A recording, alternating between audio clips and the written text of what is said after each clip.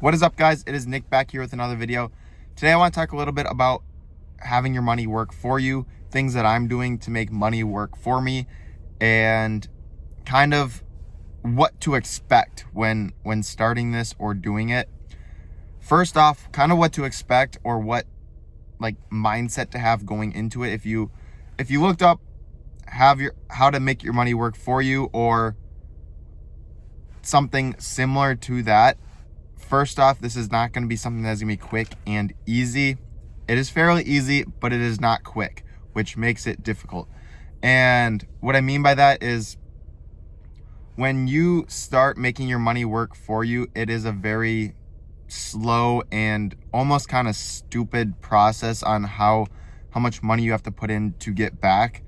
But it is the way I'm going to try to explain it is going to make the most sense. So when you first start having your money make money for you, the biggest thing is basically either having your money in a high yield savings account, which you will get monthly APY payouts, interest payouts, or another way is going to be putting money into the stock market. And there's two kind of main ways to invest is just investing in stocks and getting capital gains, and then investing in stocks that have dividend yields and getting quarterly payouts or monthly payouts, or however the company pays out dividends, and reinvesting those.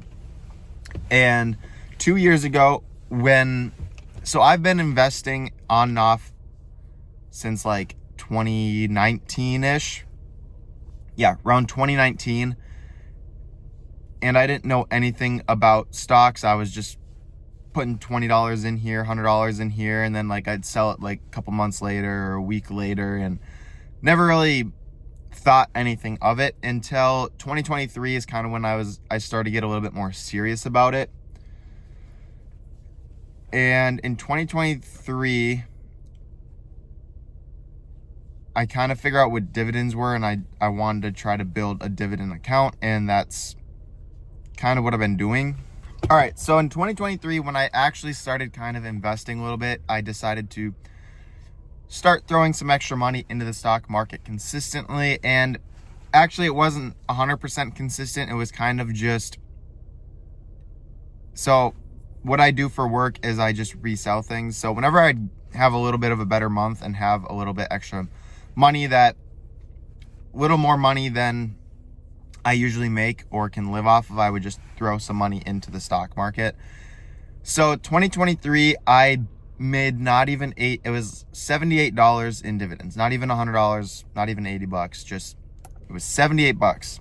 I was gonna just kind of estimate, but I remember the exact number.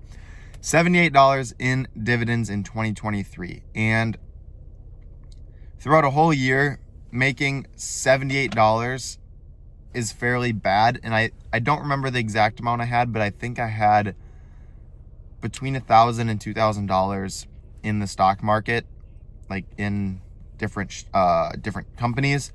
I don't know if it was all one.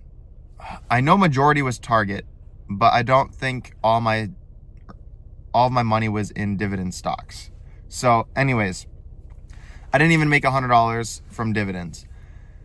And then last year, I continued to invest a little bit more consistent. I would throw $500 in here or there, and I think my portfolio got up to, I would say, around $6,000-ish. And I definitely focused a little bit more on dividend stocks last year. I kind of researched a few good companies and what had a little bit higher dividends and invested in those. And then I also put a couple $100 into miscellaneous stocks that were just capital gain stocks. And last year I made just over $300 in dividends. And $300 isn't a bad number for like a month or a day, but through a whole year, $300 in dividends is pretty bad. I think that comes out to, that's less than $30 a month in dividends. But because I am investing more consistently and reinvesting my dividends that I earn, This year, I am on track to get about $500 in dividends, at least. I think that's, no, 500 without investing any more money. So 500, I would say at least $500, which when you divide that by 12 comes out to, what is that, $40 a month? So granted, $40 a month isn't a ton yet, but you can see from 2 years ago, from having $80 a year to $40 a month in dividends, how quickly it kind of compounds just by consistently investing and then reinvesting. Gets a little confusing, but by the end of the year, I will have about $500 more in dividends that is reinvested. And then from the previous 2 years, that's 300, and then 75 or 80, whatever it is. That's going to be almost $900 of free money that is reinvested. And then next year, I would assume, I would say around $700 or $800 on the safe side. Then that's like $1,500 or $1,600 that's in total that is being reinvested. And that's where the snowball effect really takes place. When you get these dividends and don't reinvest them and just take them out and put them in your bank account, spend it, whatever, you aren't able to really get that snowball rolling, because it's going to take every penny that you invest to grow that snowball, which is going to take a lot more. I see a lot of videos online talking about how to get dividend, like how to live off your dividends. And believe me, like I've looked this stuff up. I looked up how much I would have to invest today to live off dividends. And it's like over $300,000 to make $1,200 a month in dividends, which is like insane to think about. But if you are slowly investing each week, each month, whatever it is, consistently, and you get those dividends that reinvest, it's going to take a lot less money than that, because those dividends you are getting are being reinvested. So by the end of this year, it's going to be $800 less that I had to invest to get to that point of that 300,000. Technically, it's going to be a little bit more, because when you get these dividends quarterly, they stack on quarterly. If you buy a stock and truly believe in it, you want to just keep it for the long term. And that's the one thing about dividend stocks, is I want to invest long term, and generally dividend stocks are slower growers, but and long-term stocks, but then they pay out these dividends. That is kind of nice, because you're not going to be selling the stock. So by earning these dividends, it's a nice way to get a little money back to invest each month, each quarter, whenever it is. And then the other thing on top of it that I kind of wanted to mention, which isn't quite as big, which is why I spent most of the time talking about dividends, is high yield savings account. So I have a decent amount of my money in a high yield savings account right now, because I'm trying to save up to move and to buy a car. And once I move, I need all the furniture and everything. I need to get a car.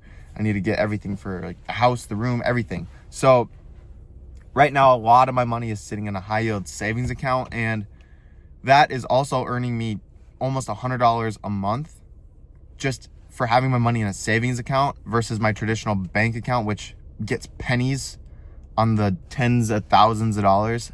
So that is also nice little bonus that I'm currently getting, because just for saving my money, it's earning me money. And when you kind of break it down, if I get $500 in dividends this month or this year, that's going to be $40 a month. And then if I'm earning almost $100 a month from my high yield savings account, that's $140 a month. As of this year, I'm currently earning, about $140 a month just for having my money work for me. And that could either cover, I think groceries are at least $200. Most of my groceries for the month, part of my mortgage or rent each month, that could cover a phone bill for sure. So I'm at a point right now where I'm not making enough money off of my money making money for me to live off of, but when you take a step back and add it all up and look at it, it is a nice little boost. And I don't need that money right now, which is why the dividends that I make get reinvested, and my savings, when I earn interest, just gets thrown back into my savings to make me a little bit more interest, but that doesn't really help a ton. But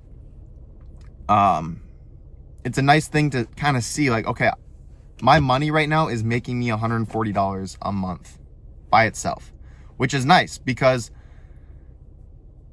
I know, like, if I do zero work for a whole month, I'm getting 140 bucks, which isn't a lot, but you have to see the longevity of this thing, that in a few years, the more and consistently I do this, the longer I do it, the bigger that snowball is going to get.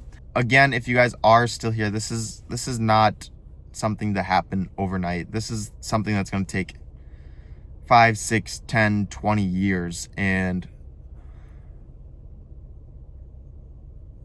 the only way you're ever going to be able to get to those goals is just by starting today. It's not something where it's like, oh, it takes $300,000 to make dividends to live off each month. I'm never going to get that. Like, that's never me. I'm just never even going to try.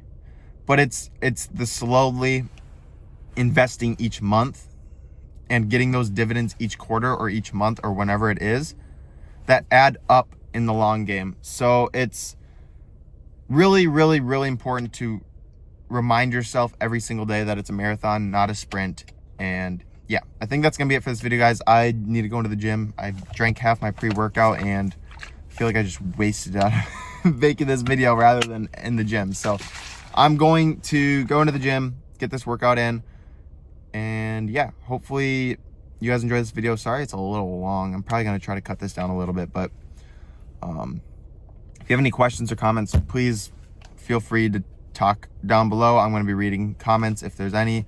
And yeah, we'll see you in the next video. Peace.